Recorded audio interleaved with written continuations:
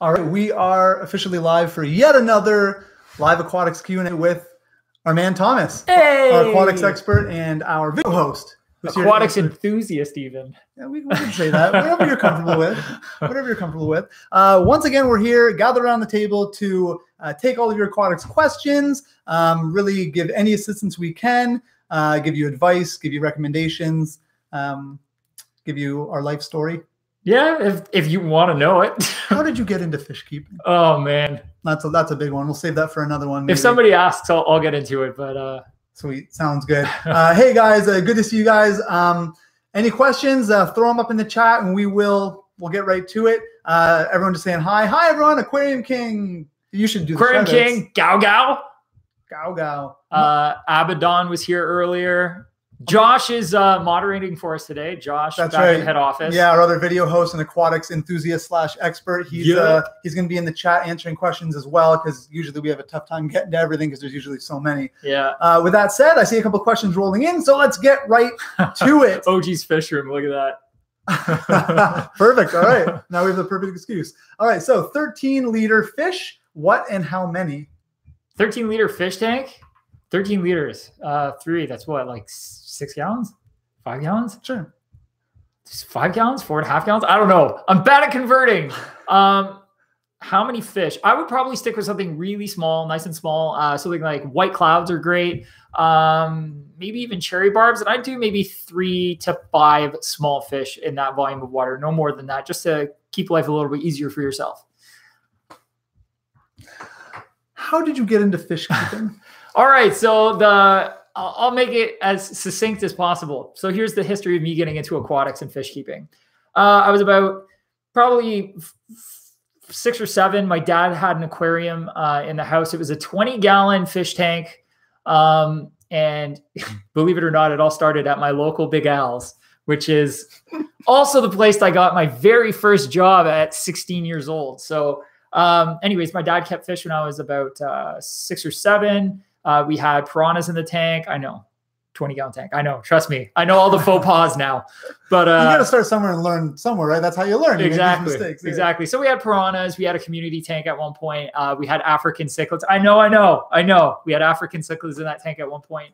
And then, that tank didn't get set back up after a period of time. And when I was 16, I got my first job at Big Al's, and I went, you know what? I want aquariums again. Like, I love fish. I love aquariums. Like, why not make that my first job? I walked in, talked to the manager, got hired pretty much on the spot, and spent from then till now just loving aquariums, like loving. That's amazing, because they always say, do what you love and you won't do a day of work in your life or something like that. Yeah. I mean, you do work as well, Yeah. Don't tell anybody at head office that. It's not just, fish keeping all day. Yeah. But at least you're in the same ballpark as what you enjoy as a hobby. You get to absolutely. Like, I mean, when you get to live day in, day out, researching things that you care about and tinkering with things that you care about, it just makes working a lot more fun. So I am very blessed in that way. That I had the opportunity to do that. But that's how I started. I started 6 or 7. My dad had a tank. I loved fish because of it. Fast forward to 16 years old, I got my first job at Big Al's, and I have spent more money than I care to even think about on aquatics ever since. Yeah. I could probably buy a house with that money. I am not kidding you. Holy, okay. But then you would have no aquarium. So. Exactly. All right, so next up, is there a bottom cleaner creature for a 10-gallon betta tank?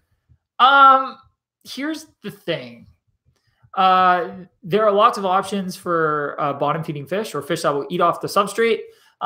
You just want to make sure you get one that's most appropriate for your plant size or tank size. So for 10 gallons, you could do maybe a group of 3 to 6 panda cory cats, dwarf panda cory cats. They're tiny, tiny, tiny cories. They will definitely eat off the bottom of the tank.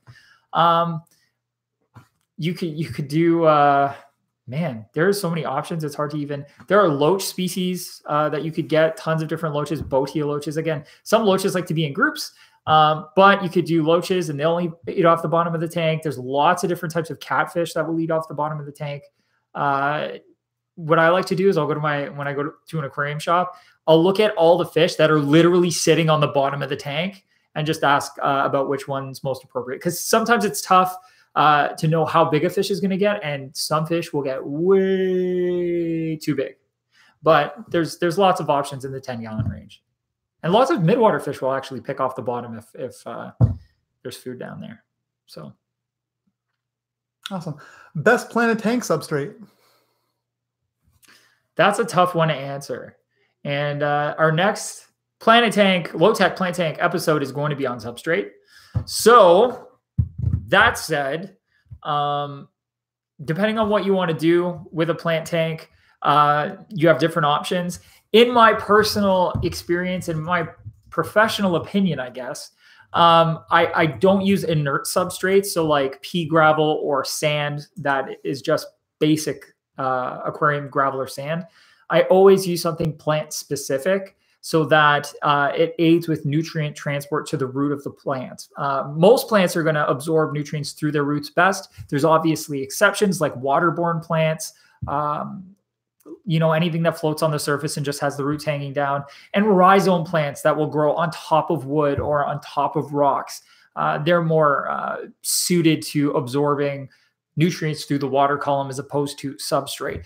But for the rest of plants, and most plants that we're going to use in our aquariums, a substrate that's going to bring something to the table for them nutritionally for the root system is going to be best. So I like using things like fluorite or Tropica. They have a really good pelleted soil-based substrate. Fluval stratum is a good product. Carib Sea Eco Complete is a great product I've used plenty of times. I actually really like that one.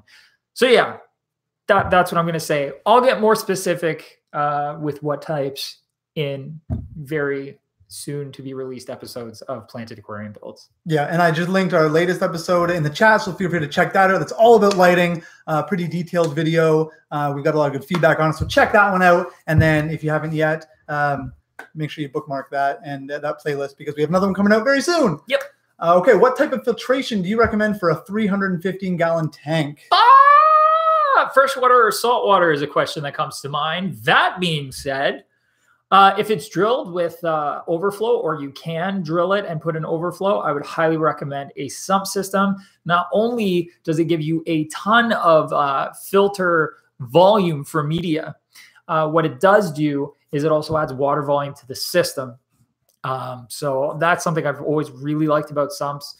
For a 300-gallon tank, if you could find a 90-gallon sump or a 100-gallon sump, that would be insanely great. Otherwise, just get a sump that is rated for that size aquarium. The Pro Clear sumps are great. I think you'd need the Model 4, like the largest of the 4 sizes for that size tank. Your other option is the Fluval FX6, which is fantastic. I used one on the 265. I'd even use a pair of them for your tank. A pair of them would do a pretty good job depending on what you're keeping. Or you could use the Eheim 2080, I think is their biggest canister. They might have one more. 20. Josh, I don't remember what it is. Maybe you could throw it in the comments there. But the old school, the classic version of their gigantic filter, that's another option, which is ridiculous. Cool. It's like the oldest school version of an FX6 style canister, and that thing's a beast. Okay. Awesome. Yeah, Josh, if you could just throw the link in the comments and the chat, would be super helpful. Next up, fairly similar question. I've got a new 200-gallon tank being custom built, 60 by 30 by 24. What would be a good filtration setup? It's not drilled for a sump, doing South American cichlids. Thanks. If you're not going sump, like that's so similar to what we just covered. I would do probably a pair of FX6 canisters, or a pair of the Eheim 2080s or the Eheim Classic, what is it, 2260? 2160? 22, Josh says 2262. Ha! There you go, 2262. I almost got it. Garbage can monster Eheim. Yes, that is a very good way to describe that. It's like literally the size of a garbage can. It is a monster, and it also is also made by Eheim. I love it. Yeah. All right, next up, y'all should do a paludarium tank. I would love to, and I will do I'll do one eventually. We have so much stuff lined up right now that we're gonna. But a paludarium would be Really, really awesome. Yeah, it's definitely something I want to do. So it will happen. We'll add it to the list, but it's kind of at the bottom of the queue right now, but we will get there eventually. The queue's long. We've got some really cool projects coming, but I'll continuously add. And if I do smaller scale projects, we might be able to like side by side them. Yeah, sure. Yeah. I think we can make it work. But yes, I love paludariums. I've done one. I've done multiple actually, and they're a lot of fun. Yeah. Next up, I can't keep any live plants to stay alive. I can't keep any live plants to stay alive in my tank, and I bought some Flourish tabs. Any advice? What kind of plants are you buying? I need more information on the tank itself too. Yeah. Sometimes when you have issues with plants staying alive, there's something else at play. Like for instance, plants don't like salt. So if you're using aquarium salt for your tank and you add plants, they're probably not going to do well and they might melt. If you're trying carpeting plants or like baby tears or are buying plants that were grown immersed and then you're submersing them, you have a higher likelihood of those plants melting. So what you want to do is start with really easy plants to start off. My top 3 like favorite bulletproof plants are Java moss, Java fern, and Anubias nana. Like they are very robust plants, very difficult to kill, and they survive in low light environments, no problem. They do okay in higher light environments, although I would stick to low light personally. And they're just gonna survive most things except for salt. I got to bring up the salt just in case, because I don't know what you're keeping in your tank. But just a disclaimer, plants and salt don't get along at all. So, but yeah, I would start with those plants, test your water, just make sure there's nothing crazy out of whack, and then go from there, slowly but surely. Awesome. This one, I'm gonna answer this one real quick. Hi, are you gonna do a tank setup soon? And I do want to address this because we've had a couple comments about people saying, yeah, I can't wait to see you guys start setting up more tanks. A lot of our videos lately have been Q&As or Thomas receiving a buttload of product at his house, or the React videos. We've loved doing all of those, but we're in this transition period while we get all of these products sent to Thomas and ready. We're in this transition period. So we have a ton of setup videos, like you said, in the pipeline here. So we will definitely get to that. We have our low-tech aquarium, low-tech planet tank series going on right now. Yep. But apart from that, we do have a ton more coming. So and one that you guys have been asking for a very long time. Yeah. One that you guys are absolutely going to love. So bear with us. Enjoy the React videos, the planet tank, and we'll have a ton more very soon. I know it's weird. It's weird to not see any aquariums or fish set up. If you think it's hurting you, imagine how I feel. Yeah. Last time I walked into his house, he was in the fetal position, like rocking in the corner, weeping. Yeah. Brian had to like show me a video of an aquarium for me to just calm down. Yeah, it's tough, and I'm anxious to get some stuff going. So yeah, that planet tank, we're gonna be very close to having some water in that thing and plants and fish. So, and then we're starting the high tech series. Yeah. And then we got some crazy stuff coming after that. A ton coming. So that answers your question there. Next up, I have a 5-gallon tank with 2 guppies, 1 female, 1 male. Female is super aggressive. What can I do? Wow. The female super aggressive. Maybe she's tired of being harassed by him. Usually what happens if you've got 1 male and 1 female guppy is he will spend most of his time trying to reproduce, because that's the only thing he's concerned with. If she's larger than him and stronger than him and she's having none of that, she may just bully him off into another corner. So the only thing you can really do to kind of, make that less of an issue is either create more hiding spots or put more fixtures in the tank to break line of sight. So whether it's plastic plants or ornaments or driftwood or rocks, places for one fish to stay away from the other fish where there's something in the way so they can't see each other, that'll help. Or just add more fish. If you add more guppies, that'll also help break aggression. If you add more males, it could go either way. You could end up in a situation where you've got 3 males on 1 female and them never leaving her alone, which can be a problem for her long term. She could get very tired or stressed out and not be able to eat and then eventually perish from it, just from exhaustion. Or all 3 males will just beat the living snot out of each other and leave her alone. So I would maybe try adding a mix of more females and males if possible. If your tank, I don't remember, did they say what size tank it was? Let's see here. 5 5 gallon. 5 Yeah, gallon. 5 gallon. So you could add like 2 more Guppies tops. I would probably do 2 more females and see what happens. That way, at least if the male is getting excited and wants to make babies, he's got 3 girls to spread the love around with. So he's not just constantly harassing a single female. And then hopefully with 2 more females in there, that other female will stop beating on him all by himself. What's a better tank for a fancy goldfish, a 55 gallon or a 90 3 by 2 by 2 feet? The answer is always bigger. I would always put them in a bigger tank if possible. Fancy goldfish, even the smaller ones that you see at the store are going to get a pretty decent size. Giving them more space, it gives them not only more physical space to swim around, which is great, and to grow to their max capacity or max size as quickly as possible, which is the best thing for their body so that they're not stunted at all. It also means more water volume to dilute the waste that's going to come out of that goldfish. And because they're really messy fish, having that extra water volume is kind of awesome. So I would say 90, even though the 55 might look like a more panoramic tank with more, side to side space. Ultimately, that 90 gallons is going to be a better option for you, even though it's a more compact, maybe feeling tank because it's not as long as a 4-foot 55. Bigger is better. Yes. Microvert or brine shrimp for corals? Microvert, probably. My favorite things to feed corals, depending on the types of corals, I really like Reefroids is a good product.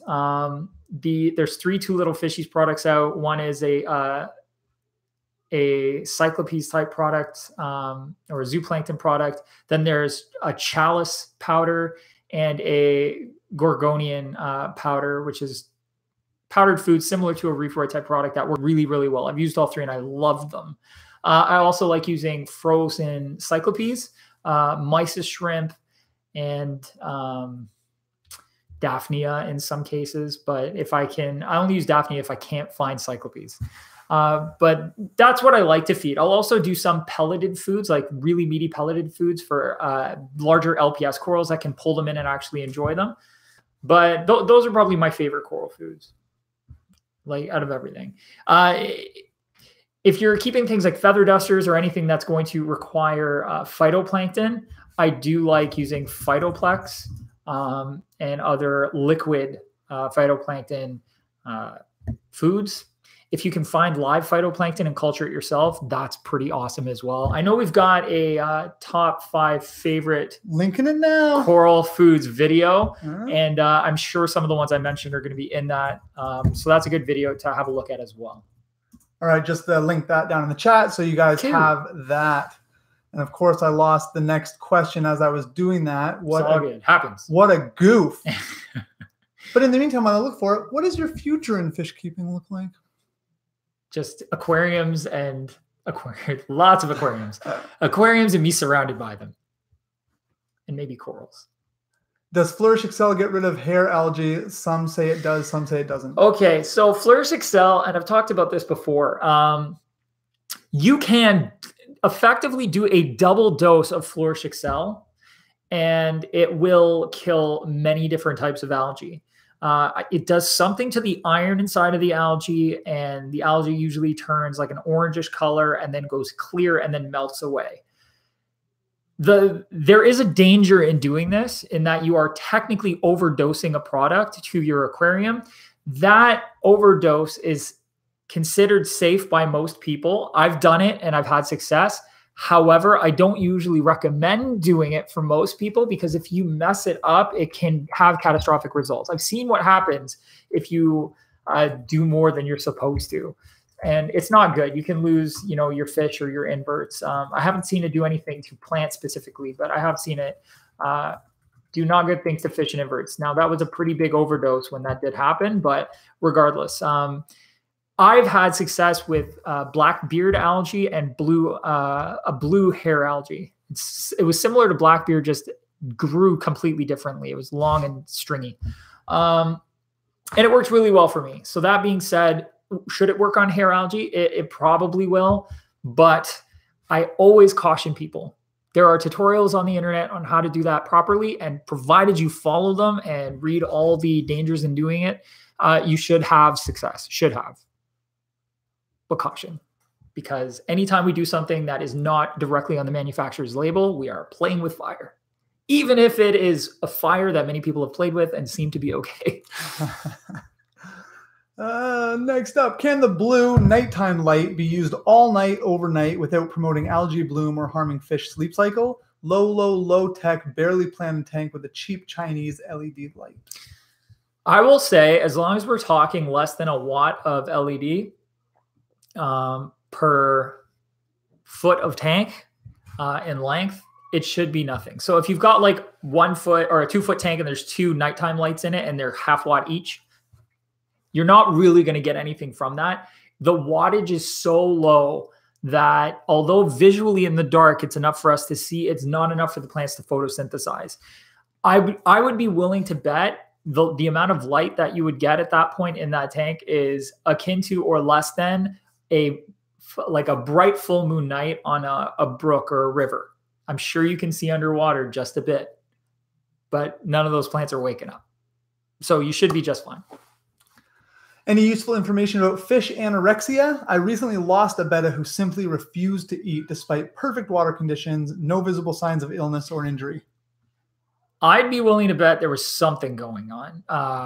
Fish usually don't stop eating unless they're ill or something is wrong. Healthy fish is a fish that eats. So most people, when they see fish eating, that's a pretty good indication that the fish is in good enough health that they're willing to eat and do well. When they stop eating, that's when you got to worry. So I don't know what happened. There's too many reasons that could cause a fish to stop eating. It's a long laundry list of things. Maybe reach out to us, to our support team. Yeah. Because obviously, finding an answer for what may have happened is always a little bit more comforting, especially if you want to get another beta and, keep going down the wonderful road of fish keeping. Finding a reason for something unfortunate that happened is always reassuring. Like we want to know what happened so we can try to avoid it, etc. Betas can live to be 4 or 5 years old for most people. So unless the beta was older than that, we can rule out old age. Unless you got a full grown beta and you've had it for a year or two, it's possible it was already a year or two old or something. But I would be willing to bet something was up. It could be as simple as some sort of gut parasite and they've just, got to the point of no return with it, or organ failure can cause that kind of stuff. If things start going wrong on the inside of a fish often will stop eating because of it, which can make it really hard to treat things. Because if you can imagine, if your fish has parasites of some kind and has decided not to eat anymore, it gets real hard to get medication inside them. Yeah. And when there's no outward signs that would point in any real direction, I mean, it's a complete guessing game. Yeah, you're pretty much stuck with checking your water chemistry to see if anything's wrong there. Which it sounds like they did. They said the conditions were all perfect. So yeah, definitely. And I think it's something worth mentioning. We always mention it during these Q&As that we like to give general information, try and get as specific as possible. But if you do have a question about your own individual pet, your own fish, or any creature, we'll do our best. But I did drop the support at bigalspets.com email in the chat, because it's always way more helpful if you can send any photos you have, a good amount of context. We need a back and forth. Yeah. It's not going to be a conversation where you ask one question, I have the answer. It's going to be you give information, we ask for more, we try to help walk you through it. We need the one-on-one with you to do it most effectively. So that's why our support team's there, and they're awesome. Yeah. So if you guys do have any questions like that pertaining to your individual pet and something they're doing or something you're noticing, definitely email our support team and they'll be able to give you a much more comprehensive answer.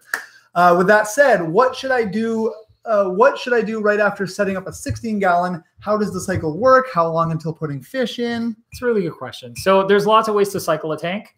I would say probably the most common, not necessarily the best, but the most common way to cycle a tank is to set up the aquarium, get all the, get everything inside of it, the gravel, the decorations, get it all figured out that way. Get all of your equipment running, the heater, fill it with water. It's going to be basically running as if it were with fish, but without fish. And then you're going to add a bacterial additive designed for starting up a new aquarium. There's different types out there. There's instant aquarium types like a ATM Colony is one where you're adding live nitrifying bacteria. Those bottles have a very short shelf life because of it, so that bacteria, you're buying just enough for that volume of water. You dump the whole thing in, and basically the next day you can go out and get a few fish to put in there. The bacteria helps colonize the filter and all the surfaces in the aquarium. The fish, the few fish you start off with for the first few weeks, I recommend a few fish. Some people like to stock fully. I would never do that. But their waste becomes food for that bacteria, and everything becomes established in that way fairly quickly. And then every week you can add a few more fish after that. The other way to do it is a bacterial additive that is dormant. So you add that and then give it a couple of days and then start adding a few fish. Start by adding a few fish and then same process. Give it a few weeks, light feedings, allow everything to cycle in the aquarium. You will probably see a small blip of ammonia, not enough to be dangerous to the fish, a very minute amount, and then nitrates happen immediately. At that point, you can add a few more fish week after week until you get to where you want to be. The other way to cycle a tank is fishless, and there's lots of different ways to do it, but a way that I just did it was I literally set the tank up, got everything running, and instead of adding a bacterial additive only, I added that dormant bacterial additive, and I've been throwing food in the tank every single day for the last 3 weeks. That's it. You just add food. You'll see ammonia spike. You test once a week. You'll see an ammonia spike. It'll go down, and then you start getting nitrates. That food that's breaking down is feeding the bacteria, and then you start getting nitrates. You're good to go. You can start putting fish in. Do a water change. Get your nitrates under 20 if they're over it. Anywhere between 0 and 10 to 0 to 20 is okay. But if it's at 20, try to bring it down a bit, and then add fish. Few at a time, week after week, until you get where you want to be. Amazon sword having brown spots on leaves. Any help? Oh, it's hard to say without a photo. Amazon swords love iron. They're an iron-loving plant. You could have not enough iron in the water for the plants. It's really hard for me to say without seeing the leaf itself. Yellowing the leaves can, depending on how the yellowing happens or where it happens on the leaf, it can be a few things. You could even have damage from snails if it's just small brown, patches that are dying off, and you've noticed you have snails in your tank too. That is another thing that could do it. Hard to say without seeing it. Reach out to support, send us a photo of the leaf, and they can help determine what it is for you. Minimum requirements for a flower horn tank. I honestly think you shouldn't go less than, full-grown flower horns. Some species, like some mixes of flower horns, stay pretty small. Some of them get huge. Oh, what's the kind that stays really small? It's got a name. Chi knows the name. Maybe Josh can ask Chi. Yeah, Josh, turn to Chi if it's he's like in the office. It's not Kraken. It's something akin to that. Anyways, for the larger types of flower horn, I would probably say somewhere in the ballpark of around 75 to 90 gallons for a full-grown specimen. They're going to get pretty big and boisterous, and they're messy animals. They poop machines, and they eat a lot. So yeah, but for the smaller one, short fin? No, it's a type. It's actually a flower horn crossed with a parrotfish. Anyways, they're small and adorable, and they look just like flower horns, but they don't get nearly as big. Do you have Chi's number? I don't. And man, I'm pretty sure it's a cross with a parrotfish.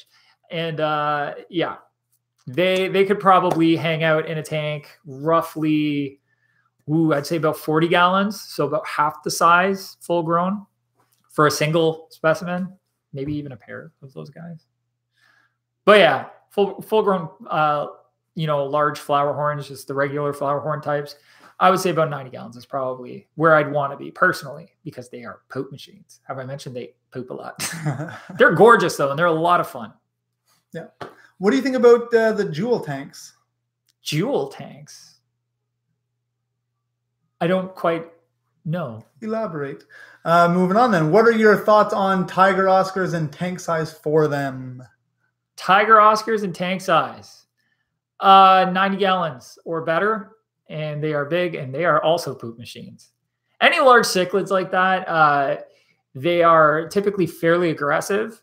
They are monsters when it comes to eating, and therefore monsters when it comes to going to the bathroom. So heavy filtration, large aquarium, give them space, and let them go. And they'll have a great time. They'll grow nice and quick for you, and you'll have a lot of fun because cichlids like that tend to watch you in the room, and once they figure out that you feed them, they are pretty interactive.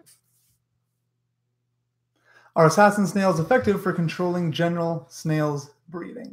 Yes.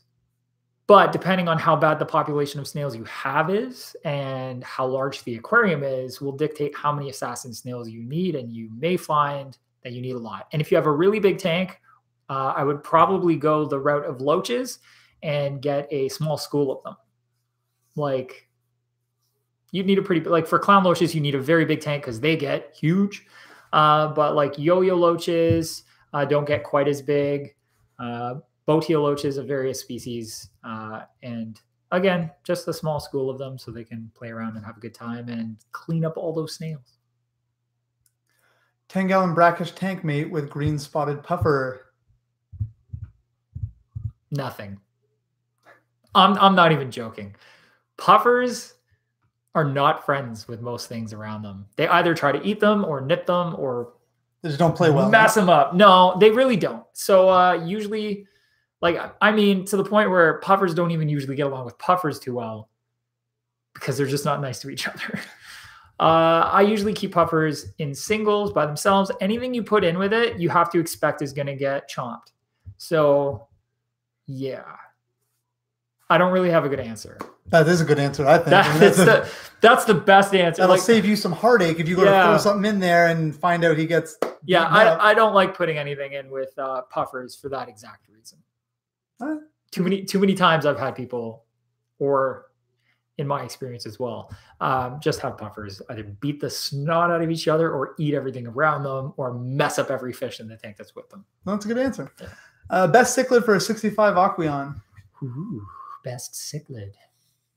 That should be a competition, like a reality TV show. Best cichlid for a 65 Aqueon. On today's episode, Crebensis, which is actually one of my answers. Crebensis cichlids are great.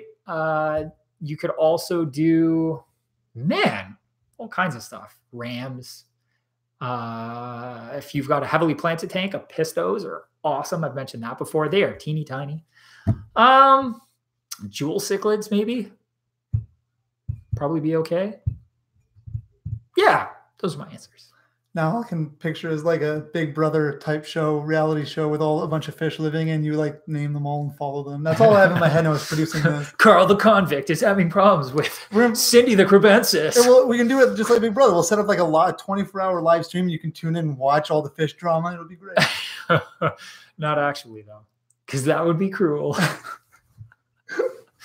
Seriously, it would be not nice. Why? If they didn't get along? Oh, no, I'm not saying if they don't get along. I'm saying like you just set up an aquarium with the fish that will get along, but then watch the drama unfold. You never know. You know what I mean? It's a wild world out there. I wasn't advocating putting fish that don't get along, and it sounded like that. We won't film. No. Okay, next up, I just had my whole tank purged by what I was told is white spot disease, except for my goldfish and my koi. So what do I need to do before I put more fish in? I'm going to assume white spot disease is, which Brian could probably cross-reference. I'm going to assume it's ick. Ick, in my opinion, white spot syndrome on crustaceans is totally different. I'm going to say if it's ick, it's usually an indication that something else has gone wrong. Yeah. So ick is something that fish usually suffer from when their immune system is weakened. So ick is almost always present in every aquarium, whether or not you want it to be. It's just ends up in there somehow. And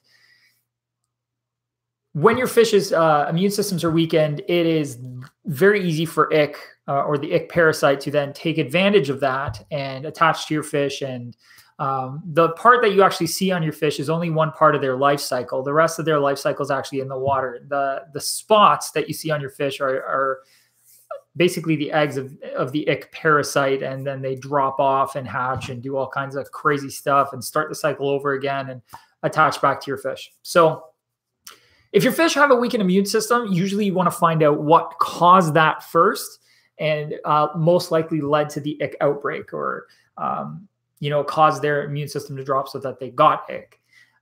That could be a myriad of things. It could be sudden temperature swings. It could be dietary problems.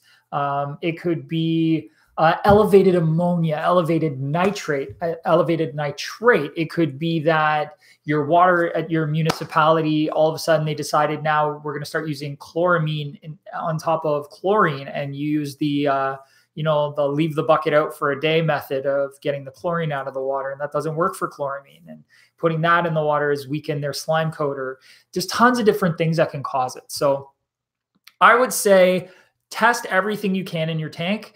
Make sure everything's in check. Do a nice large water change. Make sure the fish that are left are healthy for a good long while before you add anything else. And when I say good long while, 3 to 4 weeks.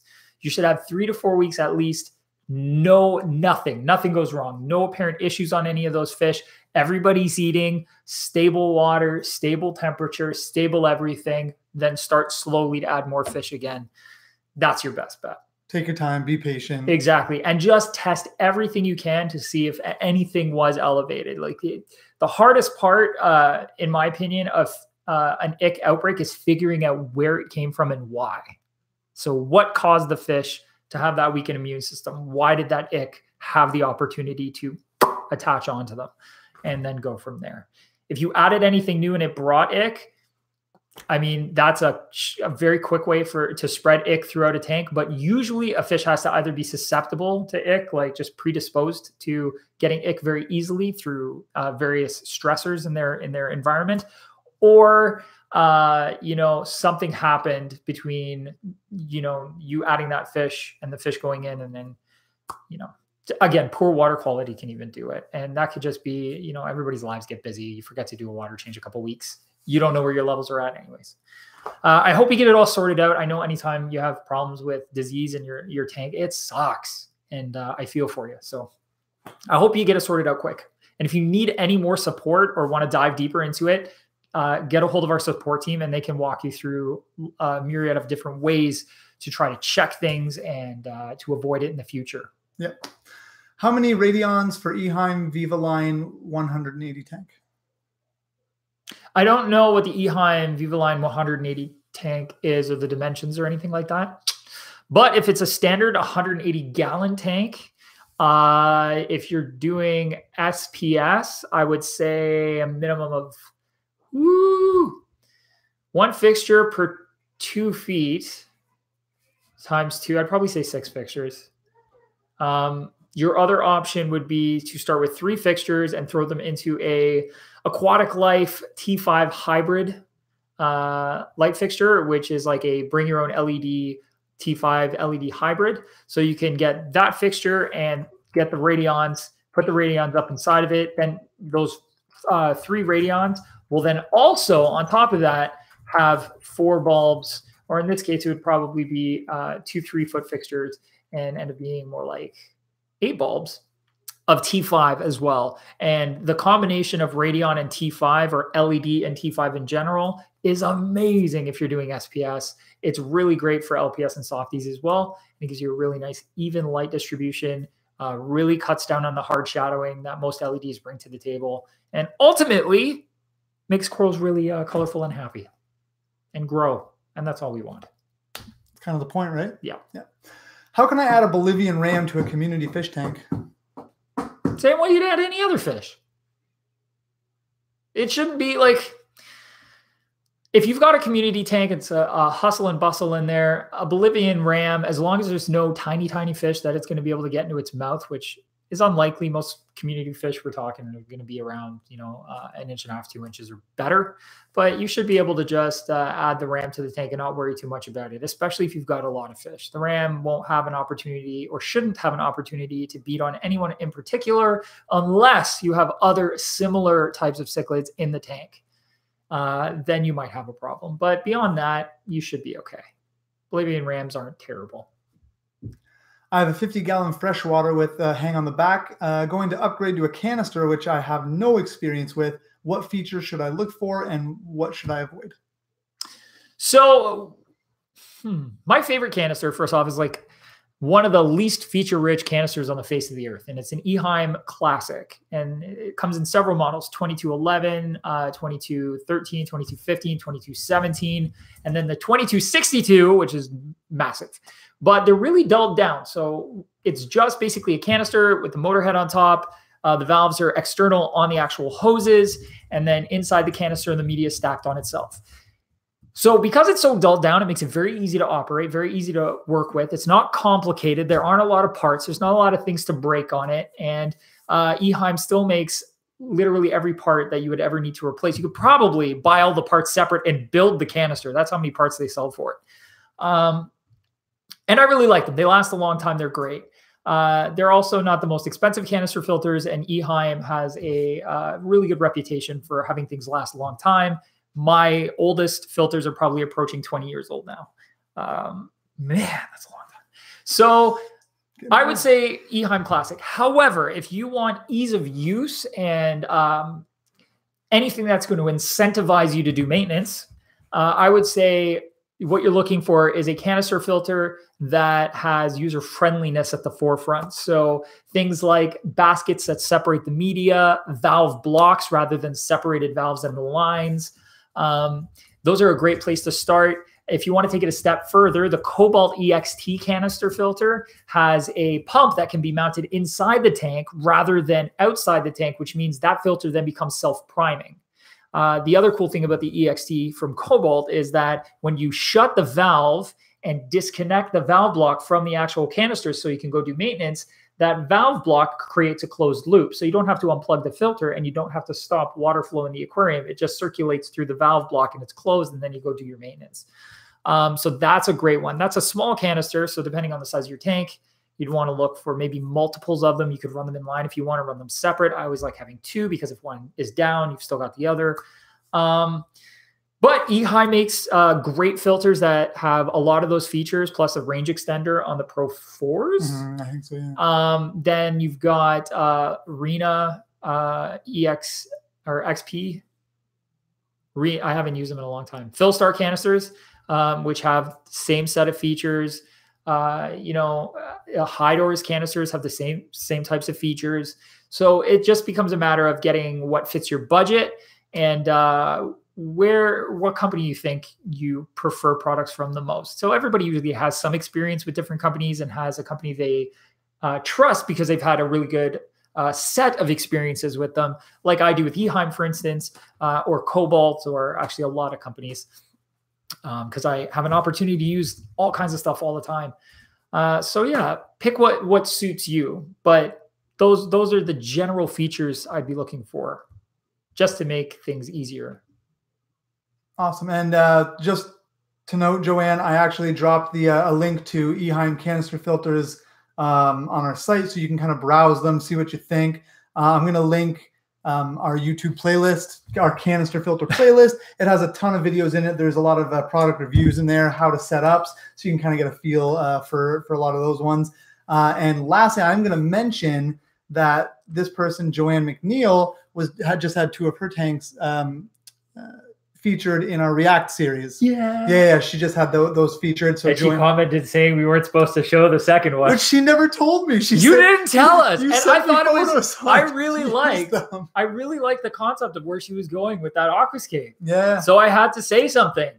Yeah, no, and it was really good. So Joanne, we used both photos. You sent them. I thought we could, so we did. But I thought it turned out well anyway. I can't wait to see them in the near future. Yeah, I think it's going to be a great marker for us to kind of see, past, present, and future for you. So for anyone who hasn't seen the React videos yet, Thomas sits in front of our computer and I show him photos that our subscribers sent in of their own aquariums. Or even videos. Yeah, or even videos. There's videos there too. So check out that series as well. I think we have volume 3 already posted there. So that's pretty cool. It's been one of the most fun things that we've done on this channel so far, because it's one thing for me to sit here and show you the hobby from my standpoint and what I know, but it is so cool to see what you guys get up to and what your aquariums look like and where your passions lie. And it's made it a lot. It's almost like bringing it full circle for me. So yeah, I think it's a lot of fun, and I'm looking forward to doing a lot more. Yeah, really cool. And we've gotten so many submissions. Actually, that's like the most. Where do I send the photo? Yeah. So we've gotten so many submissions. We have a ton more coming, guys. But Joanne, thank you so much. I have dropped all the links, the Eheim Classic link for you. I dropped the playlist, the Canister Filter playlist. So you have all of that stuff. So thank you so much, Joanne, for the photos and the question. Moving on to how good are Dojo Loach tanks? How good are Dojo Loach tanks? It says thanks. Maybe you meant tanks. How good are Dojo Loach? How good are Dojo Loaches? Are Dojo Loaches the same as Weather Loaches? I don't remember. I'm feeling like they are. If they are, Brian's going to double check for me. Pond Loach. That looks like a Weather Loach to me. Pond Loach, Dojo Loach, Oriental Japanese. Weather Loach! Haha! My brain is working. So one thing you got to know about Weather Loaches is they have a habit of flying around the tank at Mach 1 billion, which is a speed, I swear. Yeah, they swim around the tank rapidly during weather changes or when pressure systems change around them. And that can be an issue if you don't have a very secure lid on your tank, because they will jump out. It happened, and it is sad. It sucks. Nobody wants their fish to jump out and go carpet surfing. So I would say just make sure you have a really tight top on your tank, and also consider that they get pretty big. I've seen some huge Weather Loaches or Dojo Loaches, like massive. I didn't even know they got that big when I saw them. They came in, I think, from a pond fish supplier or something, and they were just gigantic. So make sure you have a pretty good size tank too. I would say north of 40 gallons. Oh man, for the biggest ones I've seen, I would say like 75 gallons. But they're cool fish. They're a little bit more on the cryptic side, and they're just very cool. I like any fish that it has camo, and they are pretty camoed, unless you get an albino, in which case they are the exact opposite of camo unless they're hiding on the sun. What size of aquarium would you suggest for a betta? 2 gallon or? I would say 5 gallons a pretty comfy size for a beta. Or betta. But potatoes, tomatoes. Cheeto Kato? Yes, exactly. The reason I like 5 gallons is you can get a small, either internal or external filter on a tank that size. And even with the little bit of flow that it's going to put into the tank, it's not going to be enough to harass the beta. Sometimes when you have smaller tanks, the filters, even when you try to slow the flow down as much as possible, it's still a little bit more than the beta wants, and they don't have that position of rest. And it can be a little bit, just a little bit too turbulent for them. So I think 5 gallons great, gives a little bit more dispersion for any flow you do have in the tank. You can get a good filter on a 5 gallon tank, a good heater on the tank, and get it all set up for them looking nice. And they've got plenty of space to swim and look amazing and feed. And that's tons of water for a single beta to foul. So it'll also make maintenance easier on you. Awesome. Is it normal for Oscar to stay at the bottom of the tank? It's been a few days now. My Oscar's not even eating now. Help, please. Sorry for my bad English. It was pretty good. That's okay. Yeah, the English was just fine. Anytime a fish stops eating, it's not good. Bad sign. I can't even tell you where to start other than to check your water parameters. That's always for me the first place I will start. Check temp, check water parameters, see if there's anything visually on the fish you can see if it's wrong. So after you've done that, reach out to our support team and give them that information, and they will help figure out with you what could possibly be wrong. That is not something I can do without a back and forth. It's really tough. I have no idea why he's just sitting on the bottom of the tank. That's not good. No, especially the not eating part. If he was eating and came up to feed and all that stuff, I'd say don't worry about it. But if the feeding has stopped, we want to look further into it. Brian dropped the link for support. I'm sure he'll do it again shortly. I will do it again right this minute after I ask you this. How do I clear cloudy water? There is so many ways, but it depends on why it's cloudy. And we have a video, 3 steps for crystal clear water, which Brian's going to drop in there. I love creating jobs for you. I might as well be doing something. Brian, this is the only time I get to tell Brian what to do. Usually it's Brian being like, Thomas, I need you to stand here or do this or do that. It's a lot of fun bossing him around. Staging. It's not great being on the other end of it. No, not so much fun. Now I'm lost. But so if your water is a white or grayish color, and the easiest way to check what color the actual water is when it's foggy is to look down the length of the aquarium. So if you have a long aquarium, get around the other side of it and look down it so you're looking through more water, and that'll give you a better idea of what color it is. So if it's white or gray, that's usually a bacterial bloom. It's most noted, seen most often, and is most noted on brand new setups or aquariums that are, 2 or 3 weeks old and going through their cycle. Super common, super common. It usually resolves itself within a few weeks. You can also use a bacterial additive like Big Al's Biosupport or Hagen's Cycle to kind of speed that along. The other option is you have driftwood or something, and you're getting tannins in your water, which would be a yellowy or tea color when you look down the tank. Carbon's great for that. Just straight up carbon in a bag, drop it in your filter. If you already have carbon and it's more than 3 weeks old, chuck that in the garbage, more carbon, and pull all that tannin out. It may take a few times before the driftwood actually stops producing tannins because it's going to release them for a while. But that's option 2 is yellow. If it is greenish in color, you could have green water, which is a suspended algae. And there's several ways to get rid of it. UV sterilizer is one, turning your light off for an extended period of time and covering the tank is another. And there's a few other ways to do it. We've got at some point an algae episode coming out where I touch on those kinds of things. And you can also use like a really fine filter floss or micron pad to filter out green water. So that's your other option too. Can you keep Jungle Val without root tabs? Yes. In fact, I've kept Jungle Vals, which are quite an easy plant, honestly, just in straight aquarium gravel. They didn't grow as fast as Jungle Vals that I have since put into a planted gravel, like a planted substrate, but they will do okay.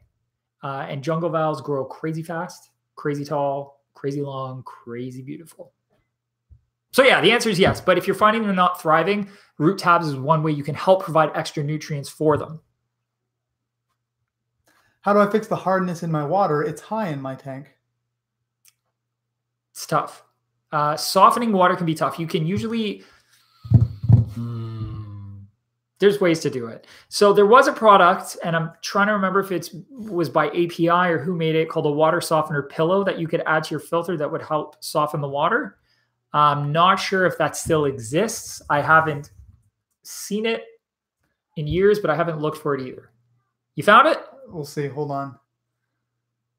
Oh, yeah, that makes sense. In stock, API water softener pillow. So yes, API water softener pillow is one way to do it. The other way is start using RO water and remineralizing it to the level that is most appropriate for you. So if you're aiming for soft water, you don't want hard water, an RO unit, and you don't have to get an expensive one. You can just get, an easy one. I think Aquatic Life makes one called RO Buddy, which is pretty compact and easygoing and inexpensive. Just hooks to a tap and you process some water with it.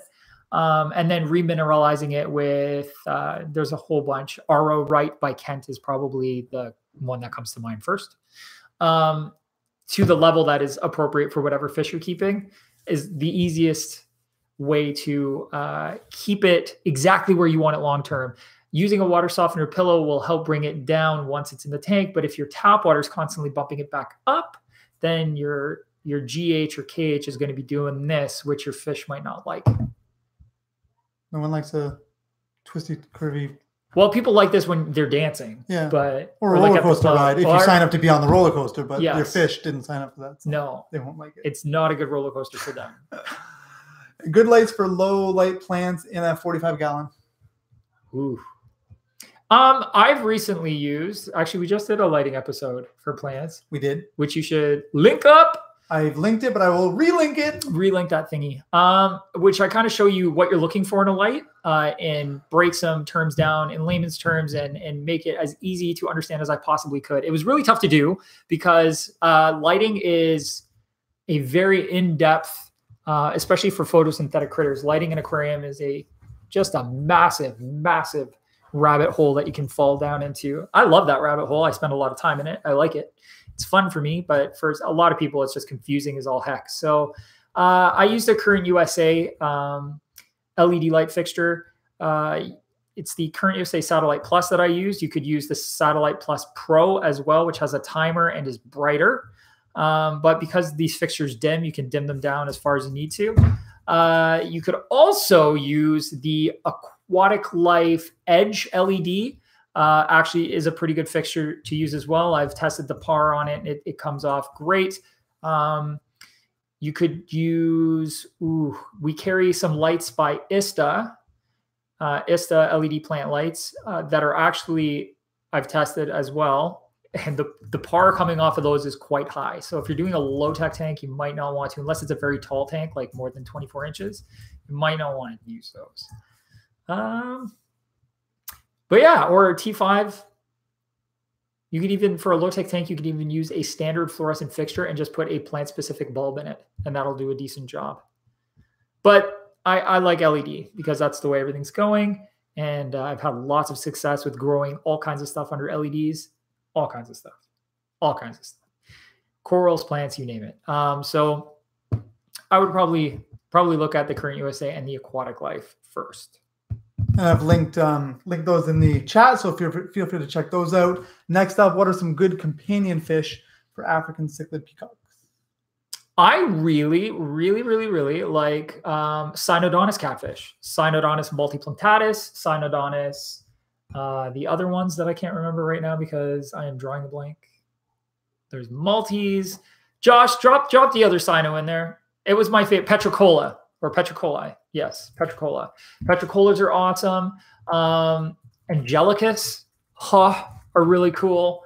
But Cynodontis are great companions with cichlids because they stay on the bottom. They hide in the rocks. The cichlids don't usually care much about them. And they are a neat fish to watch zooming around the bottom. They look a lot like dotted sharks. And I love them. That's my official answer. That's a great answer. Next up, I have 22 bettas and around 50 other fish. No problems ever. So I'm really confused. Thank you for the information, guys. So he has a lot of bettas, 50 other fish. I think that's a response to the other betta question. Oh, okay, fantastic. I was like, oh, now I'm really confused. Yeah, no worries.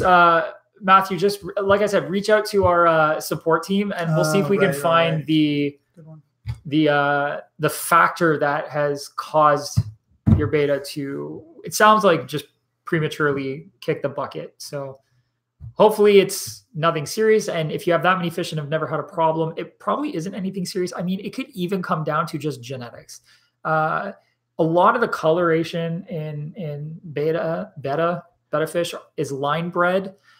Sometimes you just get fish that fail, like way before their time for no good reason. It could just be poor genetics. We don't really know. So just, again, reach out to our support team. We'll try to figure out what it is with you and solve it. But if it was a one-off thing and it never happens again, you could probably chalk it up to just poor genetics in that one fish. Just like everything can have poor genetics and just fail prematurely. Anything on floodlights for planted tanks? Floodlights. So here's the thing. I really like to try to stick to aquarium specific products, things that are built and designed to be used with aquariums, that are rated for it, that have the proper electrical ratings, etc. So I usually don't go outside of the aquarium industry's products. So for spotlight type or floodlight type fixtures, we're looking at things like the Radion freshwater, the AI freshwater fixture, even the Akamai LED lights. They can be tuned for freshwater. They're great, and they do a really good job. They're super high output lights, although you can dim them down quite a bit. And if you're going to use them at their full capacity, because why are you spending that kind of money on a light? You're going to want CO2, and it's going to be run like a high-tech tank. If you're referring to the kind of lights that you can get on Amazon and stuff, my response is I've seen people use them. They can definitely work. However, unless you can really get an accurate look at the spectral graph coming off of that light and what it's producing, whether it says it's 6000K or 65 or 6700, and I touched on this in the lighting episode, you can put all those fixtures beside each other, even if they say they're the same thing, and they may all look a little bit different because Kelvin rating is based on how things look to our eyes, not based on the actual composition of the spectrum. So you may find that the spectrum, for the amount of energy the fixture sucks and the amount of light the fixture puts out, the spectrum it's providing isn't awesome for plants. It could do the job, and it may work really well. It may not work that well. Like you may have different experiences with it, but because I can't get solid data on a lot of those things, I prefer to just stay away from them. That said, a floodlight from X source that is really cheap probably won't last very long. However, it is really cheap. So if you're very budget restricted, it is an option. I would just also consider that when power supplies on those fixtures fail early, which happens, or the LEDs burn out early because they don't have the best type of heat sink, which happens, that money that you saved goes out the window when you have to buy another one. So that's what I will say. And I hope I covered what you were asking about and also gave you information on other things. You did great. Other options. I think you did just fine. Okay, we have reached the 1 hour mark. What do you think? Time for a lightning round? Yeah, let's do a lightning round. Lightning round. Can tropical fish breed in cold water? Breed in cold water? Breed. I'm going to say probably not optimally. They're tropical for a reason. If they come from a place that is seasonal and it is seasonally very warm, they probably breed during the warmer months and take the colder months off. So I'm going to say not likely to be the best time to try to breed your tropical fish if they're in cold water. Okay, next. I have a planned 55-gallon guppy community tank with an albino bush-nosed pleco. Can you recommend a fish or two that will not bother the adults but help keep the baby guppy population under control? Ooh. Mollies. Does it? I've seen mollies eat baby fish. Yeah, you could also try German rams. German rams or like electric blue rams or whatever shouldn't mess with your adult guppies very much, especially if you have many of them. They'll find their own little territory, but if they see baby fish, they will go after them. Okay. What other fish can I add with my black skirt tetras? All kinds of stuff. All kinds of small tetras, rasboras, white clouds, zebra danios, rainbow fish, Celebes rainbows, dwarf neon rainbow. There's everything. Tons of stuff. Awesome. I wanted to add plecos to a peacock tank, but my wife wants to add Dalmatian mollies. Which would be better? To a peacock tank? Like peacock, African cichlid peacock? I would go with the plecos over anything else. Yeah. No, they're too boisterous for a lot of other fish to go in with them. And they also like really hard water where a lot of other fish may not.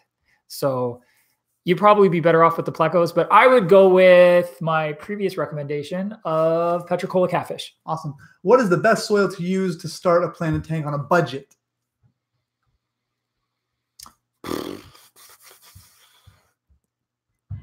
Oh man, that's tough because a lot of these substrates are so close in price, it really doesn't matter. I'm going to say if you're on a budget, you're probably going low tech, and I'm going to suggest CChem, either using CChem, Fluorite, take your pick, they're all pretty good, or Carib Sea Eco Complete. Any way to keep cory cats on gravel? Yeah, I mean, lots of people do it. Although I think cory cats, many species of cory cats anyways, will benefit from being on something that will be a little less harsh on their barbells. So if you're going to go with a gravel, like an aquarium gravel, make sure it is something smooth edged so that they are less likely to hurt their delicate little faces. Can I use any large rocks found laying around and add it to my decor in my freshwater tank? Be very, very careful, because if you're just getting a rock by the side of the road, it could have all kinds of crap from the road on it, including salt or gasoline or oil or yada, yada, yada.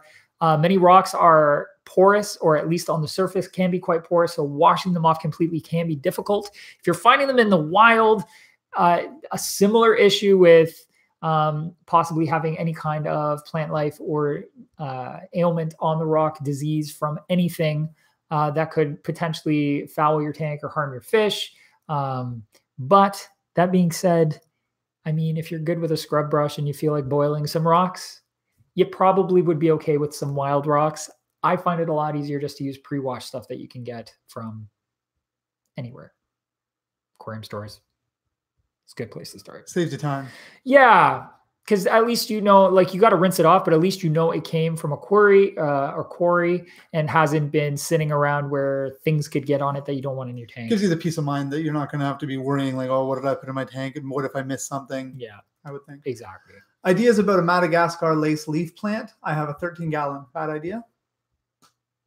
I've never kept one. Full disclosure, never kept a lace plant. I think they're gorgeous, but I have heard that they can sometimes not be the easiest plants to keep happy.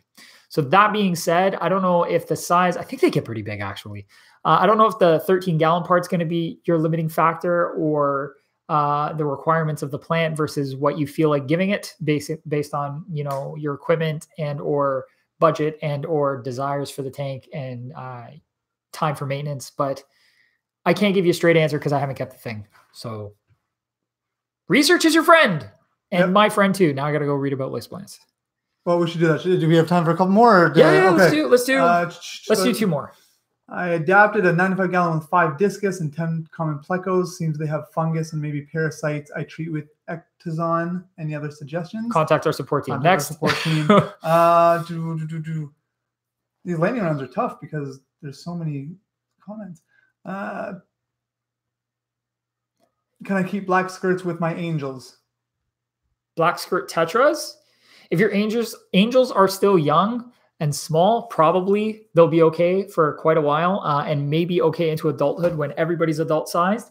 But if you're putting young black skirt tetras in with adult angelfish, I've had adult angelfish take out or try to take out adult black neon tetras because they are a cichlid, and although the tetra doesn't fit in their mouth, they are kind of designed to want to try to eat anything that looks like it may even attempt to fit in their mouth.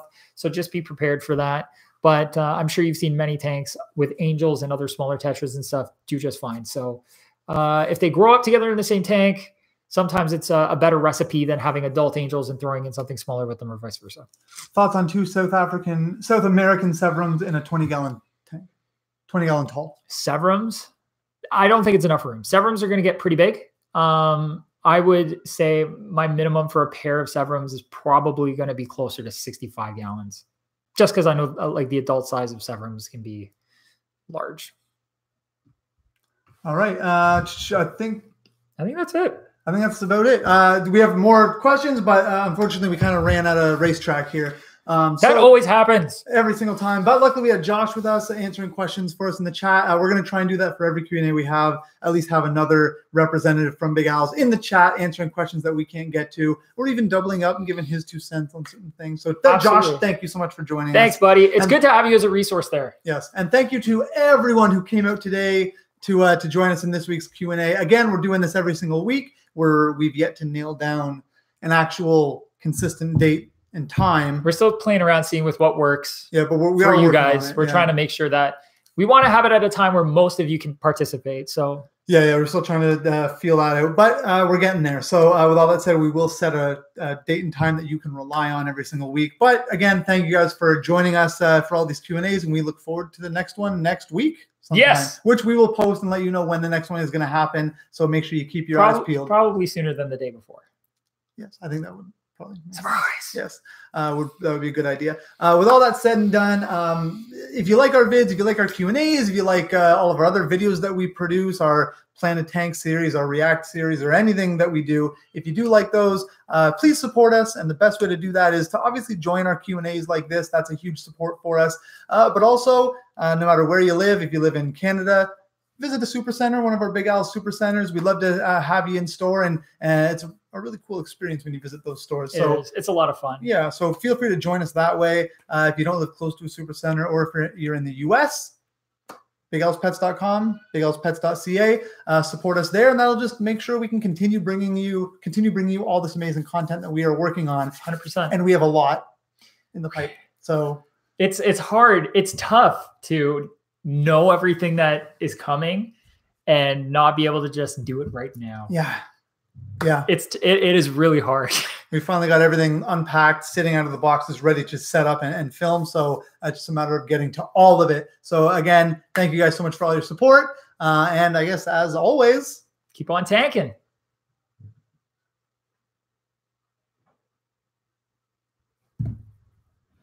Yes, I want to end. Bye.